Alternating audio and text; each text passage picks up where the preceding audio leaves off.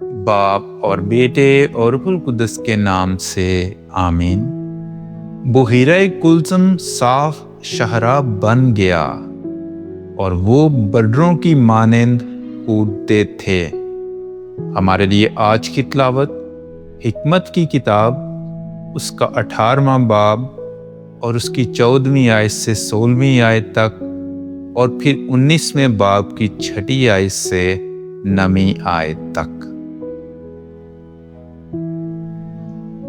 کیونکہ جس وقت ہر ایک چیز کو خاموشی کا آرام ملا اور رات کی رفتار نصف پر آئی، تب تیرا قدیر کلمہ آسمان کے شاہی تخت سے تند جنگجو کی مانند ہلاکت کی سرزمین میں یکا یک کود پڑا، اور تیز تلوار سے اس نے تیرا واجبی حکم نافذ کیا۔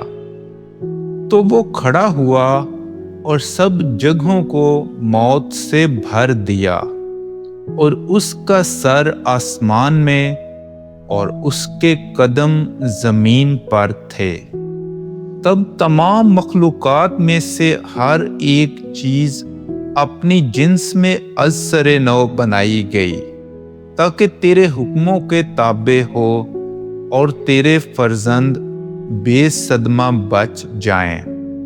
پس بادل نے خیمہ گاہ پر سایہ کیا، اور جہاں پہلے پانی تھا وہاں خشک زمین نمودار ہوئی، یعنی بحیرہ کلثم کے بیچ میں سے صاف شاہراہ اور پانی کی کثرت میں سے سبز چراگاہ۔ وہاں تیری تمام امت نے عبور کیا، اور انہوں نے تیرے ہاتھ کے پردے میں عجیب معجزات دیکھے۔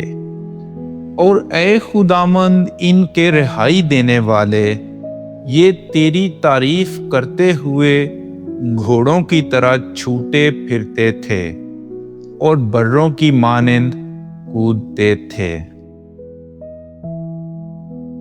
پاک کلام کے پڑھے اور سنے جانے پر خدا کی برکت ہو۔